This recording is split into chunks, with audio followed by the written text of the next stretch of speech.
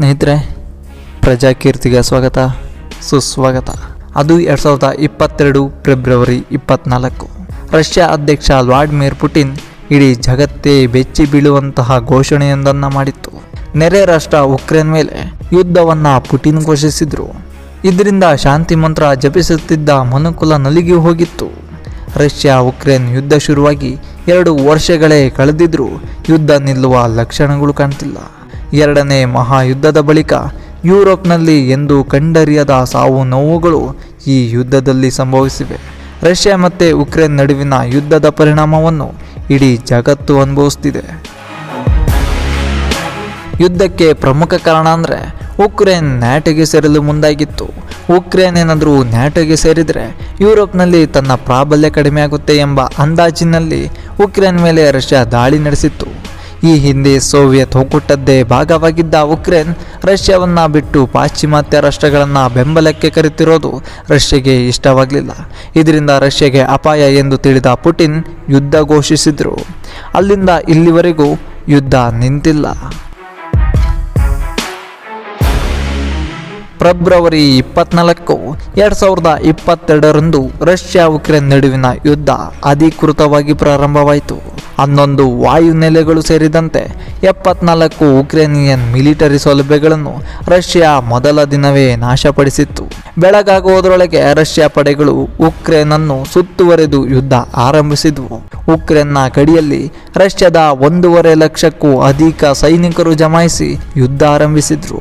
ಉಕ್ರೇನ್ನ ರಾಜಧಾನಿ ಕೈವನ್ನಲ್ಲಿ ಮೊದಲ ಬಾಂಬ್ ಸ್ಫೋಟಗೊಂಡ್ರೆ ಇತರೆ 11 ನಗರಗಳಲ್ಲಿ ಸರಣಿ ದಾಳಿ ನಡೆಸಲಾಯಿತು. ಈ ಯುದ್ಧಕ್ಕೆ ಕಾರಣ ಏನು? ರಷ್ಯಾ ಉಕ್ರೇನ್ ಯುದ್ಧಕ್ಕೆ ಕಾರಣಗಳನ್ನು ಹುಡುಕ್ತಾ ಹೋದರೆ ಅವು ಹಲವು ದಶಕಗಳಿಂದ ರಷ್ಯಾವು ಪೂರ್ವ ಯುರೋಪಿನಲ್ಲಿ ತನ್ನ ಪ್ರಾಬಲ್ಯ ಮುಂದುವರಿಸುವ ಬಯಕೆಯನ್ನು ಹೊಂದಿದೆ. ಆದರೆ ಉಕ್ರೇನ್ನ ಪಶ್ಚಿಮ ಮತ್ತು ಯುರೋಪಿಯನ್ ಒಕ್ಕೂಟ ಮತ್ತು ನ್ಯಾಟೋ ಜೊತೆ ನಿಕಟ ಸಂಬಂಧ ಹೊಂದುತ್ತಿರೋದು ರಷ್ಯಾಗೆ ಸಹಿಸಲಾಗ್ತಿಲ್ಲ. ಪೂರ್ವ ಉಕ್ರೇನ್ನ ಡಾನ್ಬಾಸ್ ಪ್ರದೇಶದಲ್ಲಿ ಪ್ರತ್ಯೇಕವಾದಿ ಚಳುವಳಿಗೆ ರಷ್ಯಾ ಬೆಂಬಲ ನೀಡುತ್ತಿದೆ. ಉಕ್ರೇನ್ ಸರ್ಕಾರ ಮತ್ತು ಪ್ರತ್ಯೇಕವಾದಿಗಳ ನಡುವಿನ ಹೋರಾಟವು ಸಾವಿರಾರು ಜನರ ಸ್ಥಳಾಂತರಕ್ಕೆ ಕಾರಣವಾಗಿದ್ದು ವಿಶ್ವ ರಾಜಕೀಯದಲ್ಲಿ ಉದ್ವಿಗ್ನತೆಗೆ ಕಾರಣವಾಗಿದೆ. ರಷ್ಯಾ ಮತ್ತು ಉಕ್ರೇನ್ ನಡುವೆ ನಡೆಯುತ್ತಿರುವ ಭೀಕರ ಕಾಳಗ ಈಗ ಕೈಮೀರಿ ಹೋಗಿದ್ದು ಜನರ ಜೀವ ಉಳಿಸಿಕೊಳ್ಳಲು ಓಡಿ ಹೋಗ್ತಿದ್ದಾರೆ. ಅದರಲ್ಲೂ ರಷ್ಯಾ ನೆಲಕ್ಕೆ ನುಗ್ಗಿರುವ ಉಕ್ರೇನ್ ಸೇನೆ ಇದೀಗ ರಷ್ಯಾದ ಮೇಲೆ ನಿಯಂತ್ರಣ ಸಾಧಿಸುತ್ತಿದೆ. ಹಾಗಾದರೆ ಉಕ್ರೇನ್ ದಾಳಿಗೆ ಉತ್ತರ ನೀಡಲು ಇದೀಗ ರಷ್ಯಾ ಸೇನೆಯು ಮತ್ತಷ್ಟು ಭೀಕರ ದಾಳಿ ನಡೆಸುತ್ತಾ ರಷ್ಯಾ ಅಧ್ಯಕ್ಷ ವ್ಲಾದಿಮಿರ್ ಪುಟಿನ್ ರೊಚ್ಚಿಗೆದ್ದು ಹೊಸ ಆದೇಶ ನೀಡಿದ್ದಾರೆ. ರಷ್ಯಾದಲ್ಲಿ ಗಡಿ ದಾಟಿ ಒಳಗೆ ಬರುವ ಉಕ್ರೇನ್ ಸೈನಿಕರನ್ನು ಒದ್ದು ಓಡಿಸುವಂತೆ ರಷ್ಯಾ ಮಿಲಿಟರಿಗೆ ಆದೇಶ ನೀಡಿದ್ದಾರೆ. ಕಳೆದ ಕೆಲ ದಿನಗಳಿಂದ ನಿರಂತರವಾಗಿ ವ್ಲಾದಿಮಿರ್ ಪುಟಿನ್ ಅವರು ಸಭೆಗಳನ್ನು ನಡೆಸ್ತಿದ್ದಾರೆ. ಹೀಗೆ ಸಭೆಗಳನ್ನು ನಡೆಸಿ ರಷ್ಯಾ ಸೇನೆ ಅಧಿಕಾರಿಗಳಿಗೆ ಎಚ್ಚರಿಕೆ ನೀಡಿರುವ ಪುಟಿನ್ ಯಾವುದೇ ಕಾರಣಕ್ಕೂ ಶತ್ರು ಸೇನೆ ನಮ್ಮ ಗಡಿಯ ಒಳಗೆ ಬರಬಾರ್ದು ಎಂದಿದ್ದಾರೆ. ಅಲ್ಲದೆ ಇದೇ ರೀತಿ ಪರಿಸ್ಥಿತಿ ಮುಂದುವರೆದರೆ ಮತ್ತಷ್ಟು ಘೋರ ದಾಳಿಗೂ ಸಿದ್ಧವಾಗುವಂತೆ ಆದೇಶ ನೀಡಿದ್ದಾರೆ. ಉಕ್ರೇನ್ ಅಧ್ಯಕ್ಷನೇ ಟಾರ್ಗೆಟ್. ರಷ್ಯಾ ಮತ್ತು ಉಕ್ರೇನ್ ಯುದ್ಧದಲ್ಲಿ ಉಕ್ರೇನ್ ಅಧ್ಯಕ್ಷ ಝೆಲೆನ್ಸ್ಕಿ ಮಾಡಿಕೊಂಡ ಎಡವಟ್ಟುಗಳ ಸಂಖ್ಯೆ ಒಂದೆರಡಲ್ಲ.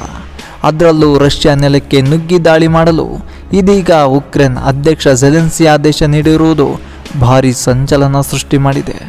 ಹೀಗಿದ್ದಾಗಲೇ ರಷ್ಯಾ ಅಧ್ಯಕ್ಷ ಪುಟಿನ್ ಕೂಡ ಈ ವಿಚಾರವಾಗಿ ವಾರ್ನಿಂಗ್ ಕೊಟ್ಟಿದ್ದು ಉಕ್ರೇನ್ ಇದೀಗ ರಷ್ಯಾ ಮೇಲೆ ದಾಳಿ ಮಾಡಿದ್ದಕ್ಕೆ ತಕ್ಕ ಶಿಕ್ಷೆ ಅನುಭವಿಸುವ ಸಾಧ್ಯತೆ ಇದೆ ಎನ್ನಲಾಗಿದೆ. ಈಗಾಗಲೇ ಹಲವು ಬಾರಿ ಉಕ್ರೇನ್ ಭಾರತದ ವಿರುದ್ಧ ಕೂಡ ಮಾತನಾಡಿ ಸರಿಯಾಗಿ ಪಾಠ ಕಲಿತಿದೆ. ತನ್ನ ಕೈಯಲ್ಲಿ ಆಗುತ್ತಿಲ್ಲ ಎಂಬ ಕಾರಣಕ್ಕೆ ಜಗತ್ತಿನ ಬೇರೆ ಬೇರೆ ದೇಶಗಳ ಮೇಲೆ ಗೂಬೆ ಕೂರಿಸುವ ಕೆಲಸ ಮಾಡ್ತಿದ್ದಾರೆ ಉಕ್ರೇನ್ ಅಧ್ಯಕ್ಷ.